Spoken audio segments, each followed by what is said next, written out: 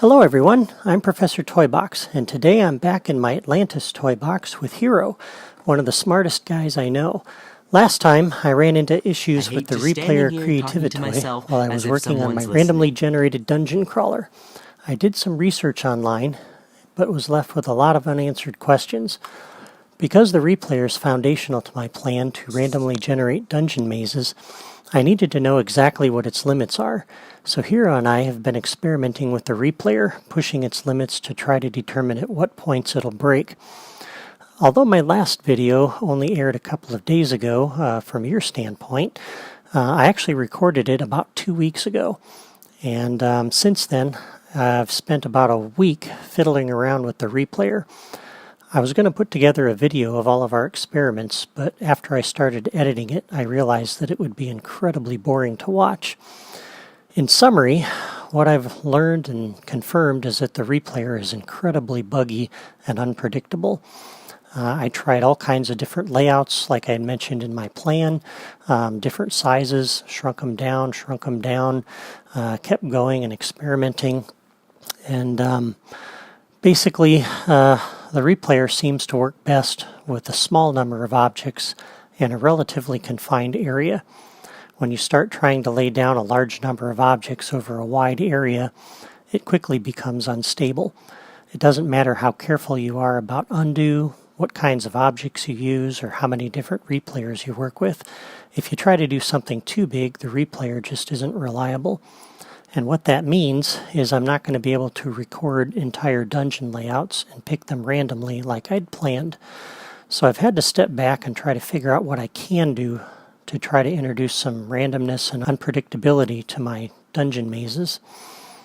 So I can basically build a very small layout, 1 or 2 rooms, in a toy box that I can randomly choose a layout and string together a series of these toy boxes. The downsides is more frequent loading screens and a much shorter adventure. The other option I came up with is to build a large static layout and introduce small amounts of randomness to it. So if, for example, we take a look at what I've built here beyond the gate, I've built a fairly large layout, most of it without replayers. And so we've got a starting area here where we come through the gate. And what I had noticed when I was laying down my random designs before was that this area was largely the same for all the layouts.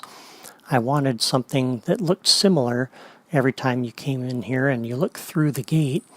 And it wasn't until you got through the gate that things kind of changed a little bit. After that is when it kind of changed. So what I did here, though, was I routed the road over to this bridge and set up a little temple area over here, and then the path kind of deviates to a couple of different paths over to the final gate. And all of this is pretty much static. And what I did was I chose a few particular locations where it was key, where I thought it was a key place to introduce some randomness, and that's what I did. So if I come over here to this little temporary landing area, this first replayer, I've got 5 of them set up here. This first replayer generates what you see there. And if I clear it, so that's basically the bridge with a few spinners on top of it. If we come over to the second one, I build out another little area. This one has a gap, and it's just wide enough where you need to use the grappling hook to get across it. So that's another option.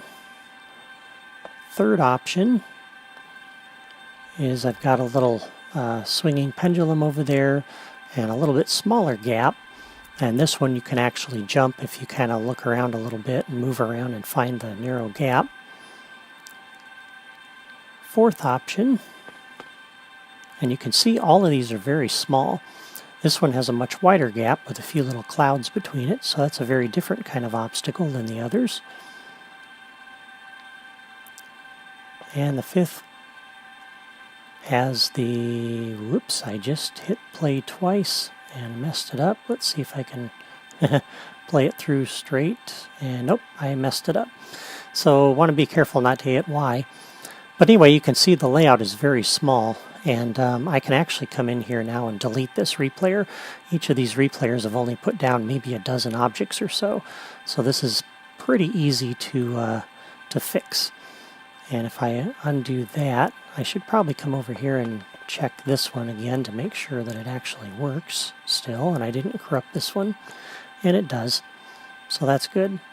So it looks like I only corrupted that last one on the end by hitting the play button twice. So again, these replayers are very buggy and you have to be very careful.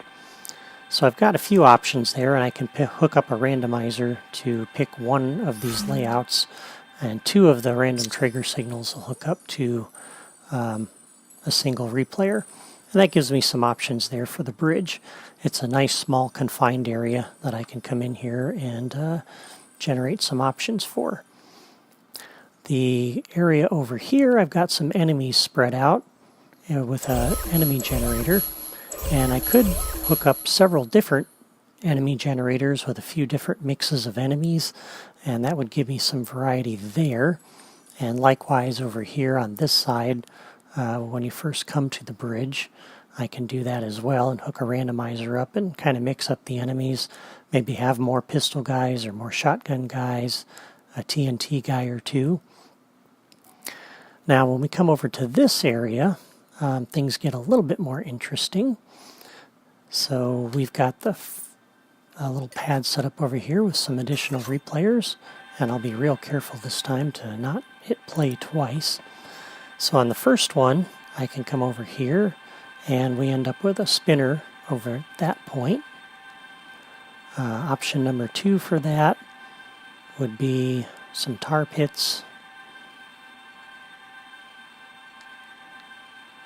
And my plan here is that I will hook up an enemy generator with some TNT throwing Western outlaws sitting on each of these little raised areas over here. And they will chuck TNT bombs at you while you're trying to negotiate the traps and things through here. I thought about hooking up some different combinations of enemies here, some guys with guns and different things, but after playing through this, I really don't think I need that, because sometimes those enemies see you, sometimes they don't.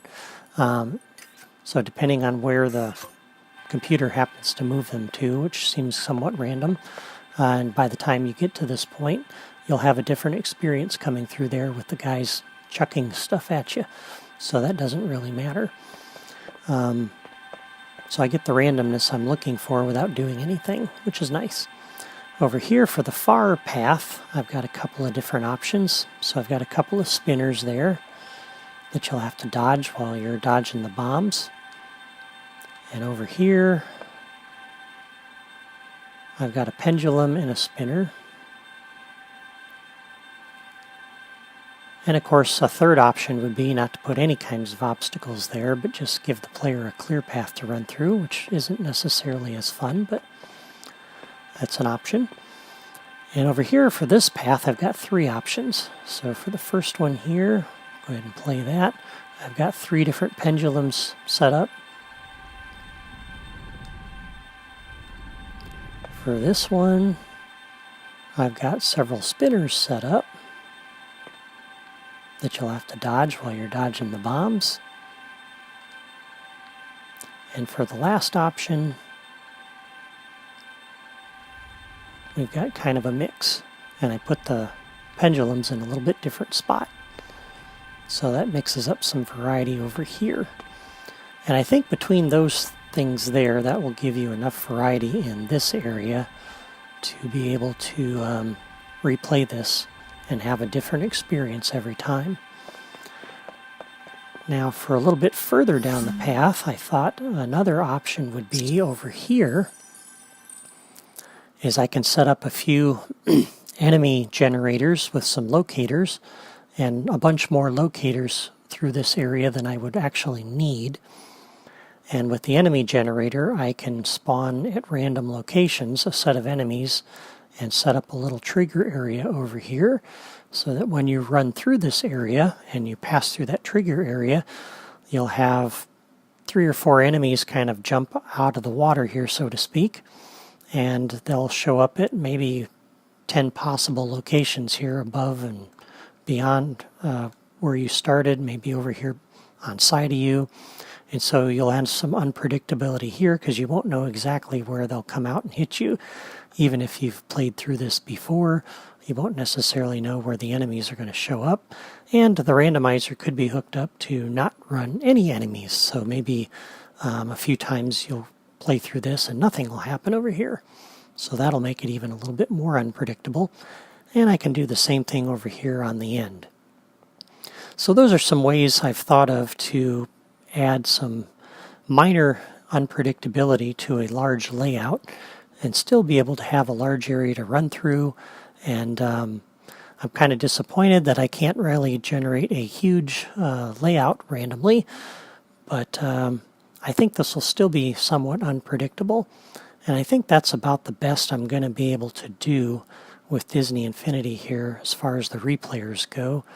And just get creative with what the randomizer will invoke, whether it'll be a replayer or an enemy generator or a combination of things. And that's, I think, the way I'm going to proceed forward. And so what I'm going to do for next time is I'll go ahead and fix that replayer down on the end. And then we'll go ahead and hook all of these things up the way I envision. And we'll run through this and see how it goes. But I want to kind of experiment with this a little bit more and see what I can do. But that's basically, I think, the extent of what I can do.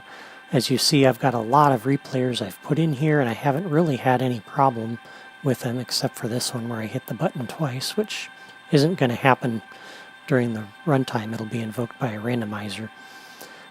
So I've got a lot of replayers, each of them dropping just a few objects, and I don't seem to have a problem.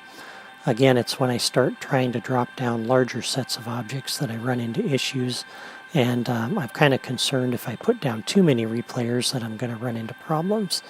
So the bottom line is to keep it strategic and use the replayers for unpredictability in some key locations and go from there. So subscribe to my channel to see what we do next as we hook this up and run through it. Or you can sign up for my blog either way. And until then, I'll see you next time. And we'll run through this and see how it goes. Thanks for watching. We'll talk to you later.